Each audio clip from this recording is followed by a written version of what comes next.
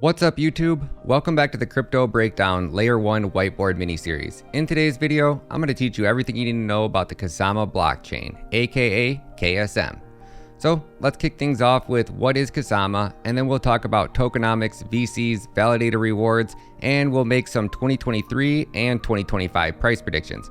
But before we get started, who wants to enter my $5,000 Bitcoin giveaway?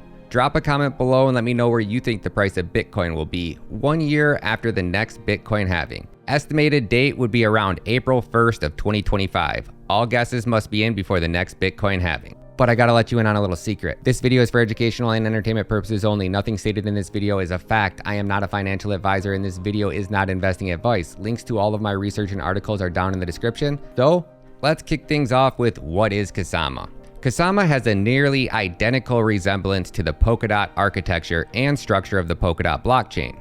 Almost every big layer 1 blockchain has what is called a testnet blockchain, but none of these testnet blockchains have their own coin or token that has any value. But instead of calling Kusama a testnet blockchain, Polkadot refers to Kusama as a canary network. The term canary network stems from the saying canary in a coal mine. Miners back in the 1800s and the 1900s used to carry canaries with them into the mine because the birds would sing in their cages. When dangerous gases would start leaking inside the mines, the birds would stop singing or even pass away. They acted as an early warning sign to the miners and alerted them of danger. Kusama performs the same function as a virtual copy of Polkadot, allowing the most realistic testing environment possible for blockchain projects. What happens on a testnet blockchain versus a real-world blockchain with 1,000 dApps built on top of it is night and day. No matter how great a testnet blockchain may be, it's virtually impossible to simulate real-world global adoption. This is why we see so many big layer 1 blockchains like Cardano, even being the most peer-reviewed and slowest moving blockchain in the world, they still continue to roll out upgrades that just don't work. This means that Kusama has massive value to Polkadot in that aspect. Now let's swing over to Crypto Potato and take a look at some of the risk of investing in Kusama. With any big ambitious project, there are also a lot of risk. For Kusama, its existence is largely meant to mitigate risk for Polkadot. To do that, however, it has taken on a greater than average risk acceptance policy, and even if individual projects are risk adverse, they could be affected by major issues caused by other chains' tests, or even tests from Kusama itself. Nothing is guaranteed in a hyper-innovative industry, and blockchains are certainly no exception. Technical glitches, market fluctuations, and government regulations all contribute to their own potential issues to running a parachain on Kusama. Conclusion: Kusama is not without a sense of humor, and they have a very good idea of what purpose the platform plays in the larger Polkadot ecosystem. A tagline from Kusama is "Accept Chaos," and it's a fair reminder that this is a testnet when all is said and done. The fact that it is one of the most realistic testnets on the market, and that's why it is almost an exact clone of Polkadot for that reason. And this makes chaos all the more likely. However, it is all for a very positive and purposeful goal: to make the Polkadot ecosystem and every parachain it hosts the most tested and durable blockchain project possible. Now let's swing over and talk about Kusama's rich list. As of today, there are only 266,288 active wallet addresses holding Kusama. The top 10 wallet addresses hold 28.88% of KSM coins out in circulation. The top 20 wallets hold 40.58% of KSM coins out in circulation. The top 50 wallets hold 62.03% of KSM coins out in circulation. And the top 100 wallets hold 85.32% of KSM coins out in circulation. So as in all proof-of-stake blockchains, the amount of coins that you own dictates your voting power in the network. So at any time, the top 20 wallets control enough of the voting power to change any rule they want.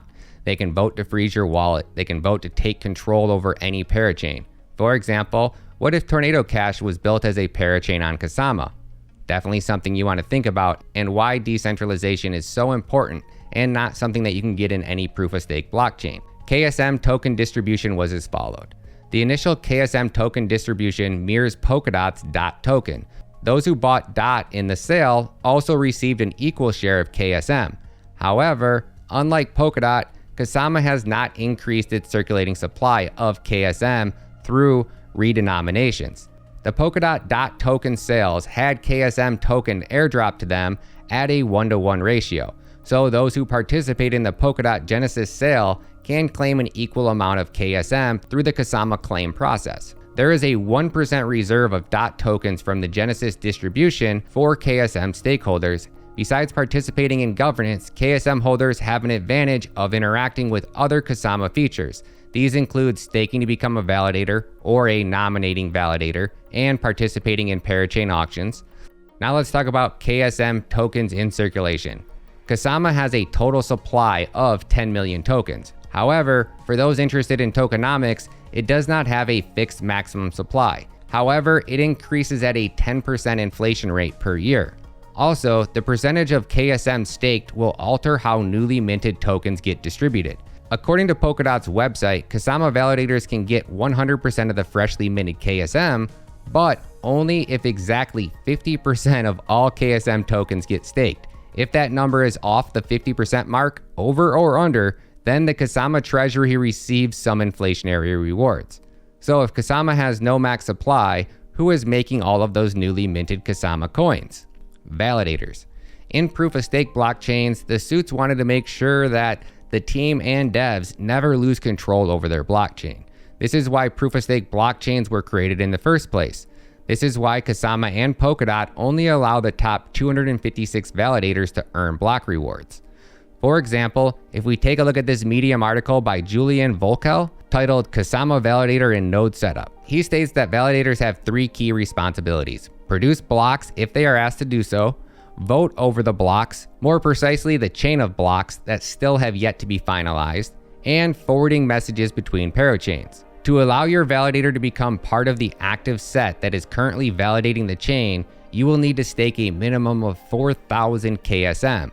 Obviously, holding or acquiring such a vast amount of KSM is only possible if you are quite wealthy, as 400,000 KSM are roughly $1.28 million at the time of writing. And that article was published about a year ago. Now, let me reread you the sentence above. If that number is off the 50% mark, over or under, then the Kusama treasury receives some inflation rewards. What that means, in my opinion, is that no matter how validators are set up, they will never be dead on the 50% mark. This means that the Kusama treasury is always taking a piece of the action. What's even more crazy is the fact that in proof-of-stake blockchains, I've never met or heard of any retail investor running a validator. People like Kevin O'Leary always talk about proof-of-stake blockchains all the time because they run validators. What that means is that every time the blockchain mints a new block, validators are getting paid in additional coins. According to Polkadot's website, this is how the Polkadot and Kusama treasury are funded. Funding the treasury. The treasury is funded from different sources. Number 1, slashing. When a validator is slashed for any reason, the slashed amount is sent to the treasury with the reward going to the entity that reported it, aka the good validator that reported the malicious acting validator.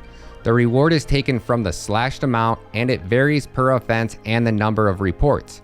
Number 2, a portion of each block transaction fee goes to the treasury, with the remaining going to the block author. Number 3, staking inefficiency. Inflation is designed to be at 10% in the first year, and the ideal staking ratio is set at 50%, meaning half of all tokens should be locked in staking. Any deviation from this ratio will cause a proportional amount of the inflation to go to the treasury. In other words, if 50% of all tokens are staked, then 100% of the inflation goes to the validator as a reward. If the staking rate is greater or less than 50%, then the validators will receive less, with the remaining going to the treasury. Number 4, parathreads. Parathreads participate in a per block auction for block inclusion. Part of this bid goes to the validator that accepts the block, and the remainder goes to the treasury. So according to the Polkadot Crowd Loan ICO, IEO, Dutch auction, or whatever you want to call it, the DOT treasury was given 24% of the initial pre-mined supply, which means that when Kusama tokens were given to DOT holders, the Kusama treasury would have been awarded with the same amount. If you have not watched my Polkadot whiteboard video, you should. It really breaks down exactly how much those 256 validator operators are going to make. And this seems to be the going issue with proof-of-stake blockchains. They promised us that they were decentralized and permissionless. They were going to rival the banking industry and give the power back to the little guy. But when you actually start to look at how the economic models of these blockchains work, it becomes overwhelmingly obvious. There is nothing decentralized about this blockchain. The team and VCs are going to make billions in block rewards, and the busier the network gets, the richer the VCs become. When you are running a validator and you are making billions of dollars, you can constantly sell newly minted coins and dump them on retail investors without ever needing to touch any of your initial investment. Now let's talk about KSM tokenomics and price predictions. As of today, the price of KSM is $36.55. There are currently 8,470,098 coins of KSM released out into circulation, which gives Kusama a market cap of $309,552,373. So let's round to keep things simple and say if you invested in Kusama today and the price of Kusama is $35 and the market cap is $310 million, for you to 2x on that investment and for the price of KSM to hit $70, the market cap would need to be $620 billion. For you to 10x on that investment and for the price of KSM to hit $350, the market cap would need to be $310 billion.